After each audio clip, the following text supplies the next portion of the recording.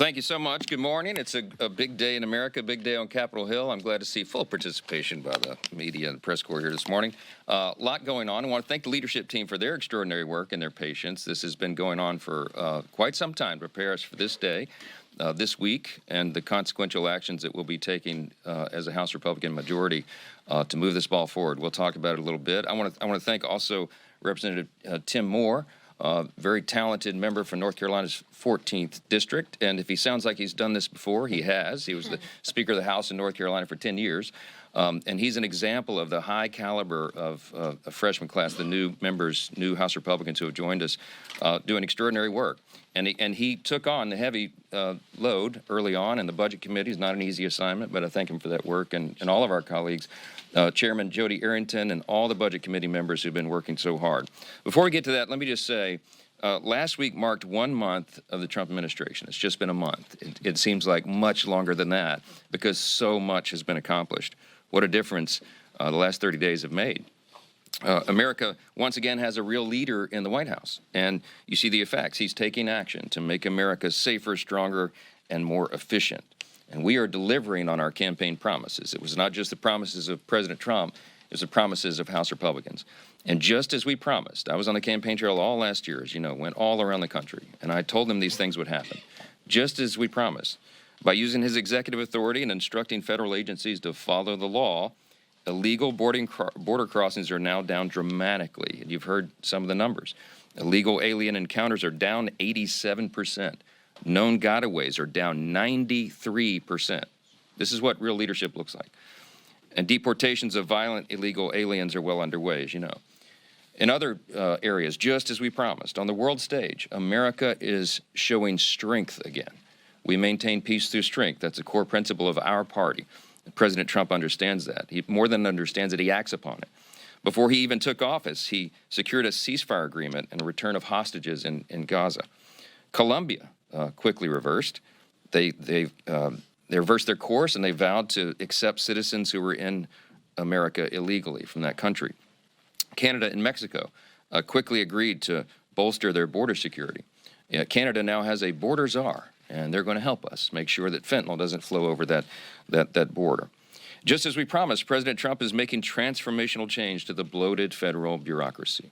Every single person understands the government is too big, it does too many things, and it does almost nothing very well.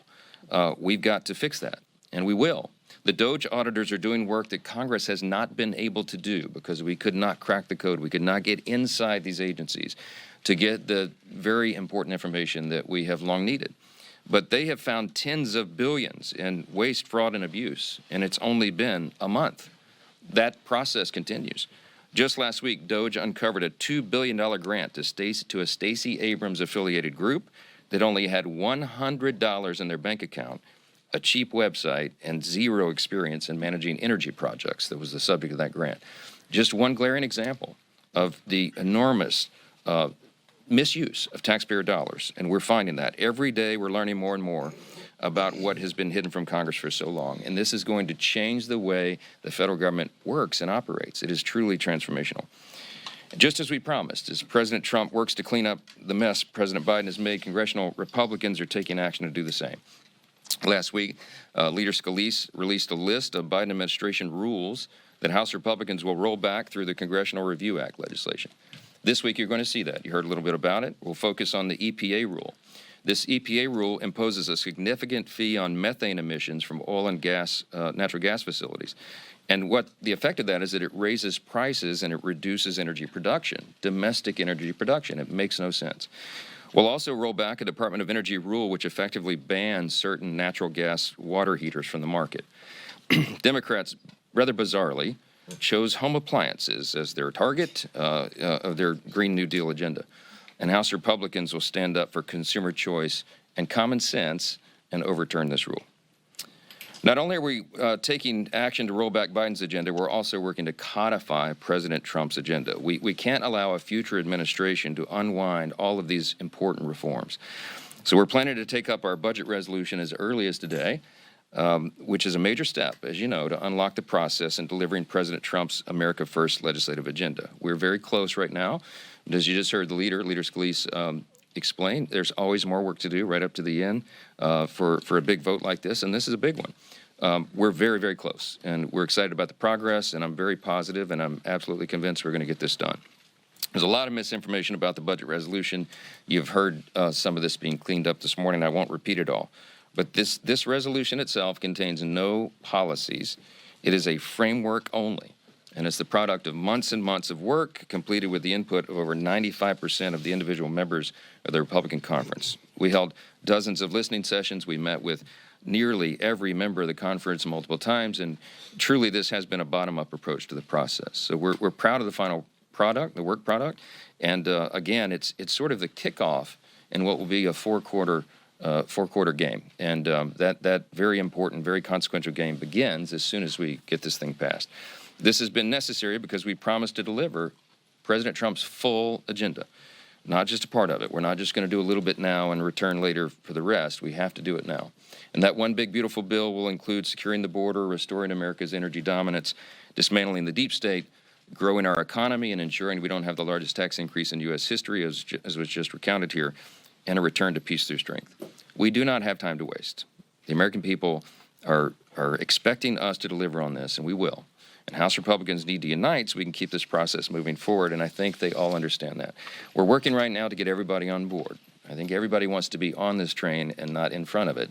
And so we're going to answer the remaining questions and get everybody on board, and we're going to deliver on that mandate that we told the American people that we would do. That'll take a couple questions. Mr. Speaker, Perfect. you said that this is just the start of the process. Can you say unequivocally that further down the line there won't be any cuts to Medicaid programs? Yeah, so look, let me clarify what we're talking about with Medicaid. Medicaid is hugely problematic because it has a lot of fraud, waste, and abuse. Everybody knows that. We all know it intuitively. No one in here would disagree. We had a hearing in budget just last week, or week before last, and they asked the experts, and the estimate is, I think it's $50 billion a year in fraud alone in Medicaid. Those are precious taxpayer dollars. Everybody is committed to preserving Medicare benefits for those who desperately need it and deserve it and qualify for it. What we're talking about is rooting out the fraud, waste, and abuse. Every taxpayer, it doesn't matter what party you're in, you should be for that because it saves your money and it preserves the programs so that it is available for the people who desperately need it. That's what we're about, and that's what you're going to see happen. We want to make sure that illegal aliens who do not qualify are not on the rolls, and we know that they are in many places. We can achieve a lot of savings with that. We can eliminate all these fraudulent payments and achieve a lot of savings. What you're doing with that is you're shoring up the program, and you're making sure that the people who rely upon that have it, and that it's a better program. That's what we're talking about. You've heard the president say that. You've heard members of the House Republican Conference say that, and no one else has said anything else, except the Democrats who have ads out that are lying about the intention here. That's the fact. The leader just held up the resolution. Do a word search for yourself. It doesn't even mention Medicaid in the bill. So that's the important part. To clarify, some of the savings will have to come from Medicaid. I just explained those categories of savings. I just explained that. So watch how the process plays out over the coming weeks, and you'll see what we're talking about. Yeah. Thank you, Mr. Speaker.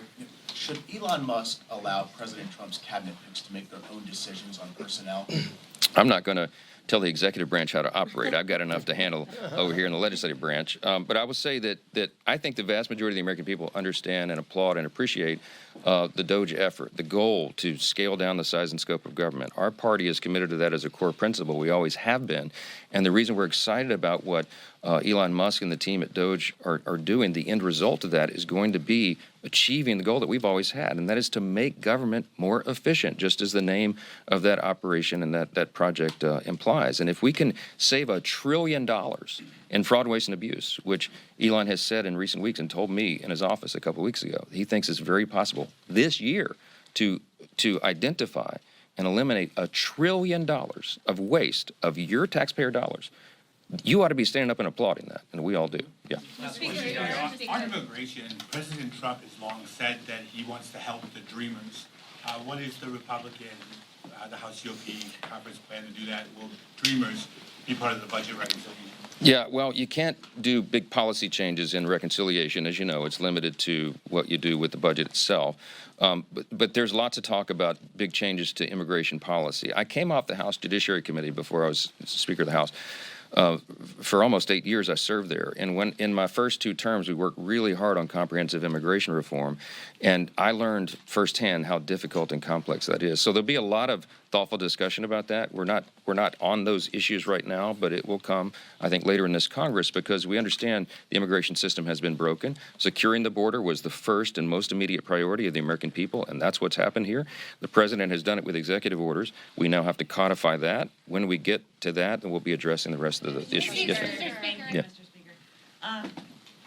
President Trump called Zelensky a dictator and has falsely claimed that Ukraine was responsible for the war that Russia started with its 2022 invasion.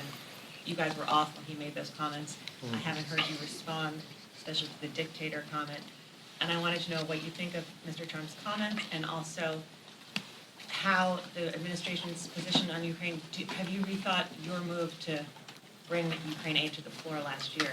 Well, Yeah. So the supplemental last year was to put Ukraine in the position where they are right now, to be in a posture where a peace negotiation could take place. I said for more than a year on the campaign trail that I knew that when President Trump was elected, he would be the changing agent. He would be the force who could come in and move both of those parties to the table to negotiate an end. Everybody in the world wants an end to this war. We need to restore peace there. President Trump is fiercely committed to that. Now, he operates in a certain way. He is a great deal maker, as everyone will have to acknowledge, whether they like it or not. He wrote the book, The Art of the Deal, right? And I think of this, I liken this to my former law practice, where we would be engaged sometimes in arbitration or mediation between 2 parties that were at war, metaphorically. And when you begin an arbitration proceeding, you don't bring both parties into the meeting for that first table set, because they're at odds, right? That wouldn't be productive. So you begin by meeting individually with the 2 parties. That's what President Trump is doing right now. It's very logical if you stop and think about it.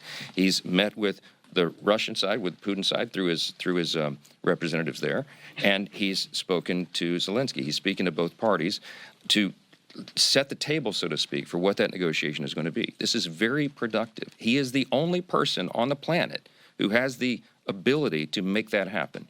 You have to give the president room to work. His language and his actions and his decisions shouldn't be second-guessed step by step. You have to allow this process to play out. I think he's been very clear. I think he's been very clear about what the objective here is. And when he speaks to those issues, what he's talking about is we want to get Ukraine back to a posture of peace. There's an idea on the table for them to actually be in partnership with the U.S. with regard to production of the precious minerals that are needed. And also, we want to get back to free and fair elections. There, just as we fight for here and we fight for around the world. I think those things are all consistent, and I think President Trump is moving the ball forward in a way that all of us should applaud. Back, third row. Yes, sir. How do you respond to critics like Tom Massey, who have argued that this budget resolution will make deficit worse, not better? And are you committed to having a vote today, or is that potentially going to get delayed? Yeah, so the budget resolution itself doesn't do any of that. The objective and our commitment has always been deficit neutrality. That's the goal here. If we can reduce the deficit, even better. But here's another thing everybody needs to consider. Not only are we working to find savings for the American taxpayer, to find a better, more efficient, more effective use of their dollars, which we are morally obligated to do, we also have a moral obligation to bend the curve on the debt. All of your children, all of our children and grandchildren are going to be saddled with the debt that we're spending right now. It's $36 trillion federal debt. The deficits have ballooned. We have to change that trajectory. Now, you don't turn an aircraft carrier on a dime. It takes miles of open ocean to turn an aircraft carrier because it's such a large vessel. I think the metaphor is obvious here. We can't do it all at once, but we're going to take a big bite out of that. We are going to make a big course correction in this process, and that's why the Republicans in the House and the Senate are so excited about this mission and what we can accomplish with it. So stay tuned on the details. We're going to do this methodically. We're going to do it in a very responsible manner, and we're going to achieve these goals. And we'll be working with all the members throughout the day to get to that. There may be a vote tonight. There may not be. Stay tuned. That's why you get paid. Hang around here. You'll have lots to report on. And what we're working on is to get to. We're working on that. On approps, I'll leave you with that. Our House Republican appropriators have been working very hard and in good faith to negotiate with our Democrat counterparts. The necessary step, as you know, for approps is to get to a top-line agreement. Chairman Tom Cole addressed the House Republicans this morning on the latest developments about how we may be getting close to a number on that. The problem is the Democrats have added something new and different that's never been part of this before.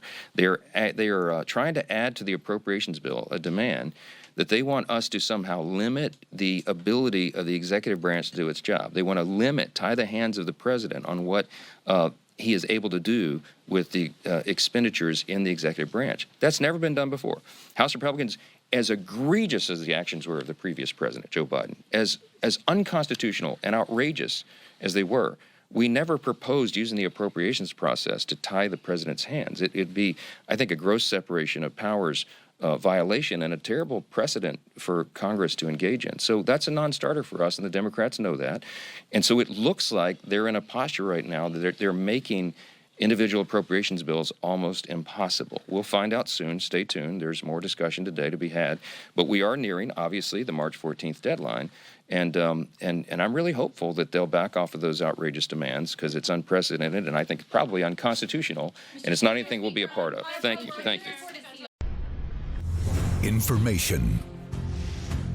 Truth